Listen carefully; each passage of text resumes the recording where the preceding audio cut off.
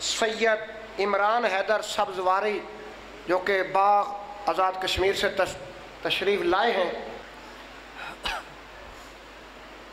اعوذ باللہ من الشیطان الرجیم، بسم اللہ الرحمن الرحیم۔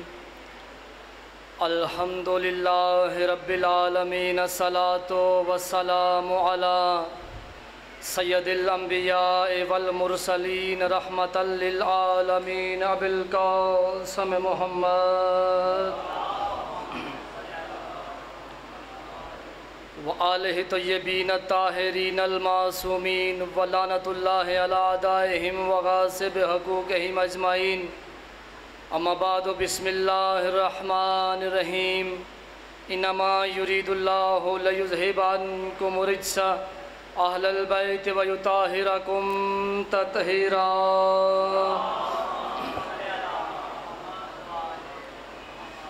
استقبال آل محمد اور اپنے وارث کے ظہور میں تعجیل کے لیے بلند تر صلوات۔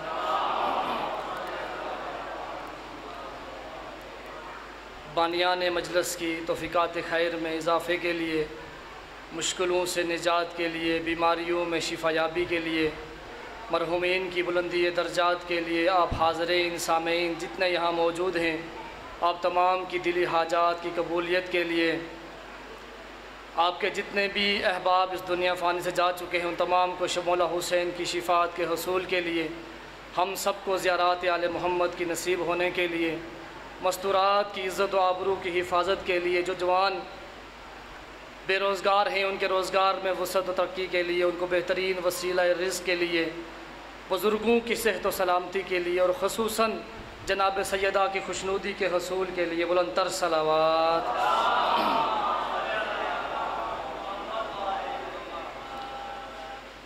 ناظم منبر نے بہت بڑا تعارف کروا دیا ہے،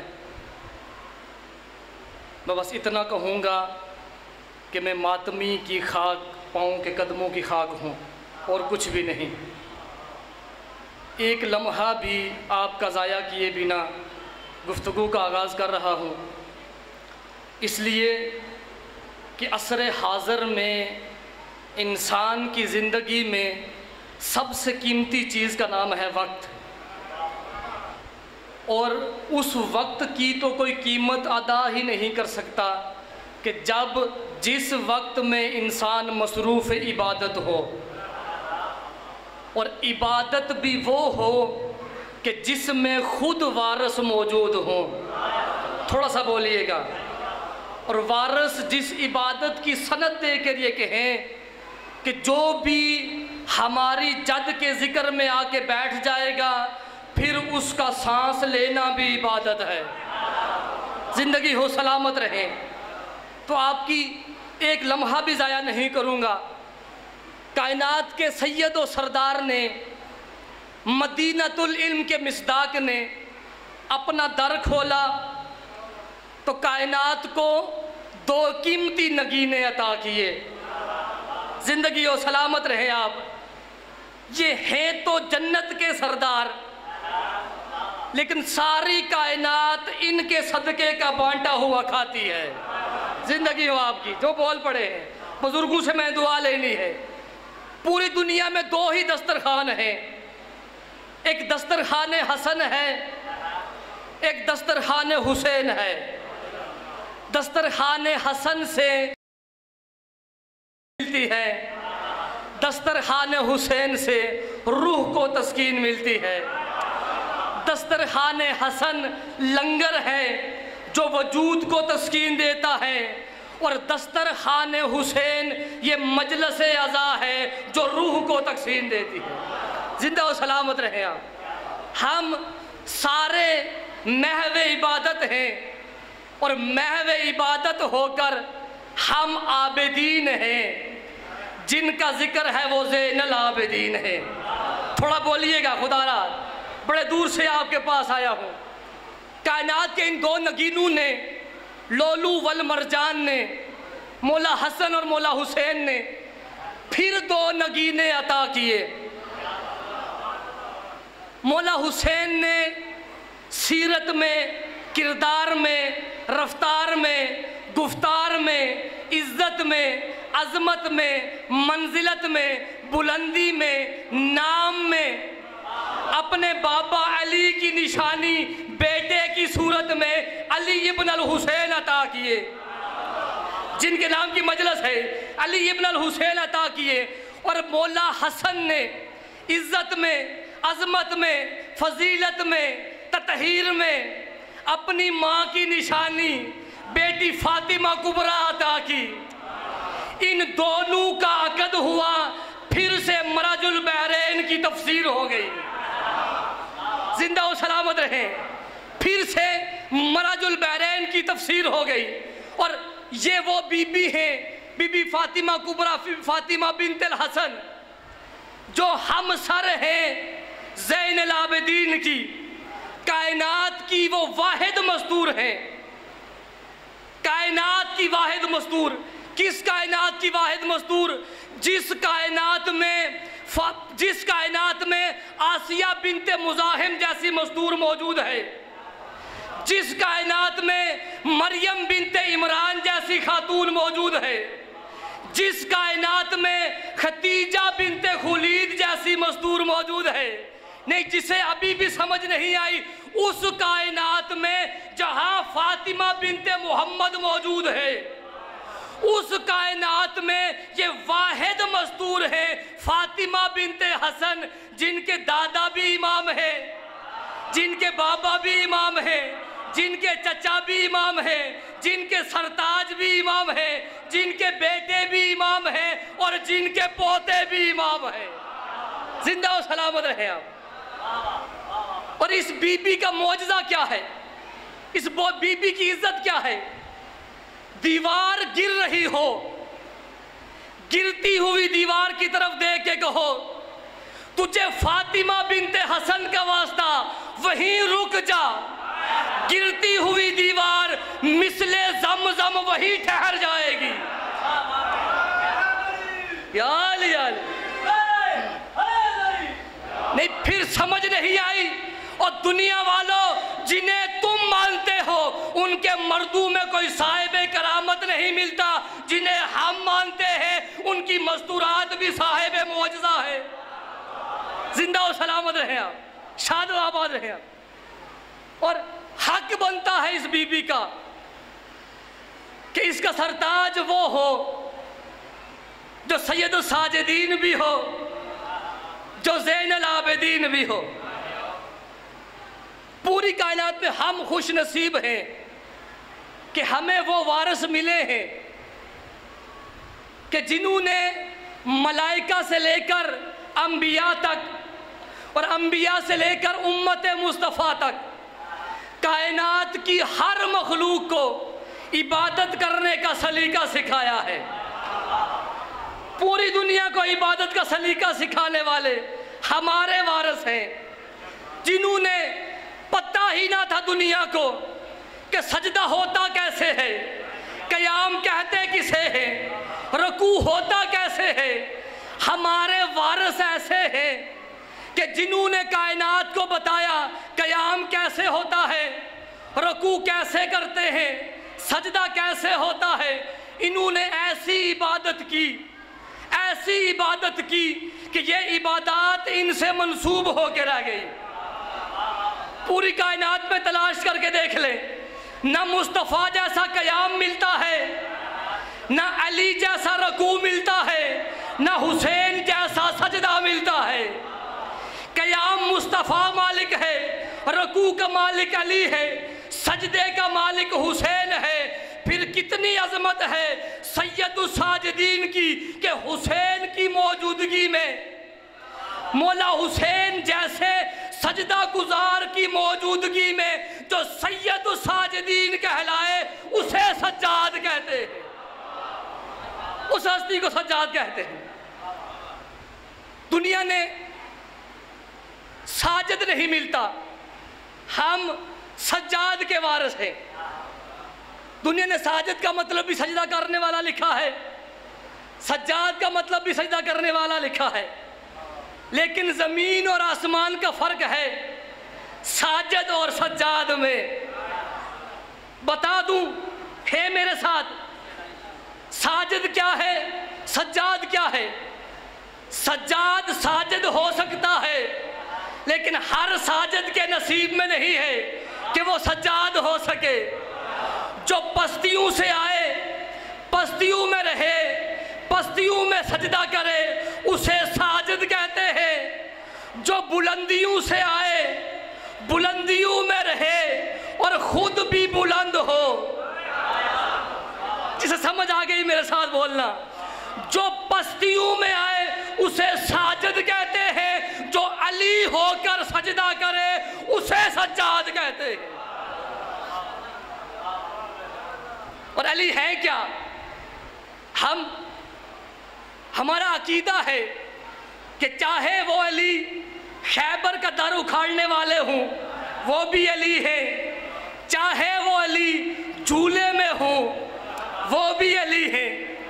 ایک لمحہ میری طرف دیکھنا، علی کہتے کسے ہیں؟ ہم اور آپ کہاں پہ ہیں؟ زمین پر ہیں۔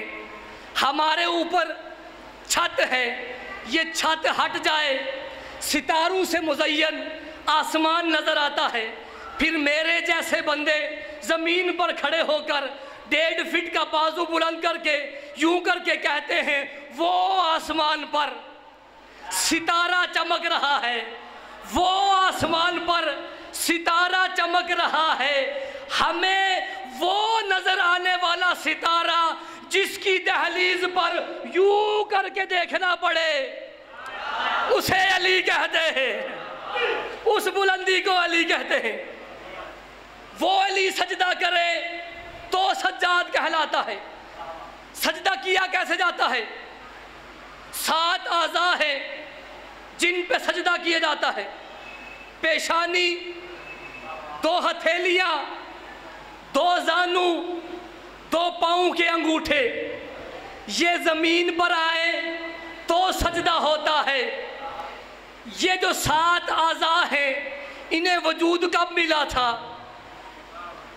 جب خلقت آدم ہوئی تھی۔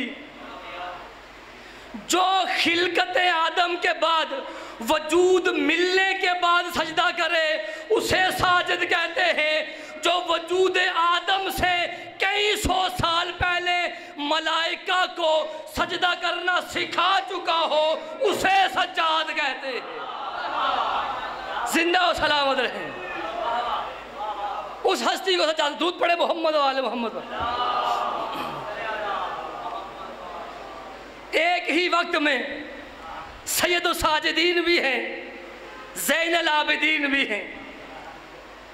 عبادت کرنے والوں کی زینت، میرے ساتھ رہیے گا، میں ختم کر رہا ہوں بات۔ عبادت کرنے والوں کی زینت، زینت ہے کیا؟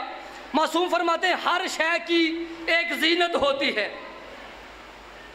عقل مرد کی زینت ہے، سونا عورت کی زینت ہے، پھول گلشن کی زینت ہے، ستارے افلاک کی زینت ہے، شبنم سبزے کا زینت ہے، اور علی کی ولایت اعمال کی زینت ہے۔ میں نے بڑے آہستہ سے جملہ کہہ دیا۔ علی کی ولایت اعمال کی زینت ہے، اور لباس بدن کی زینت ہے۔ یہ لباس کرتا کیا ہے؟ ایک ہی وقت میں 2 کام کرتا ہے۔ ایک ہمارے بدن کی حفاظت کرتا ہے، دوسرا یہ لباس میرے بدن میں موجود کسی نقص کو ظاہر نہیں ہونے دیتا۔ اگر میرے بدن میں کوئی نقص ہے، آپ کی نگاہیں میرے لباس پہ آئی اور رک گئی، کیوں؟ یہ میرے بدن کا زینت ہے، میرے بدن کی زینت ہے، اس نے میرے نقص کو روک لیا۔ جو ہمارے امام ہیں وہ زین العابدین ہیں۔ کائنات کے سجدے مولا کی دستر پہ جاتے ہیں، وہاں دہلیز پر جھکنے کے بعد مولا سجاد ایک سجدہ ادا کرتے ہیں، وہ سجدہ بارگاہ الہی میں جاتا ہے، اللہ کی نگاہ اس سجدے پہ پڑتی ہے، ہمارے نقص چھپ جاتے ہیں اور زینت بن کے قبول ہو جاتے ہیں۔ زندہ و سلامت رہے۔ بس ایک جملہ مصیبت کا بیان کر رہا ہے، میرا گلا اجازت نہیں دے رہا۔ کربلا میں سنا تھا نا آپ نے، جب مولا حسین نے ذوالفقار نیام میں ڈالی تھی،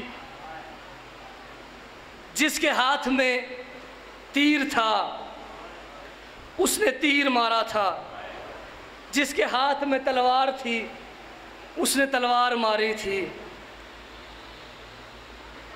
اور ایک لفظ پڑھا جاتا ہے، جسے کچھ نہ ملا اس نے گرم ریت اٹھا کے حسین کے زخموں پہ ڈالی تھی۔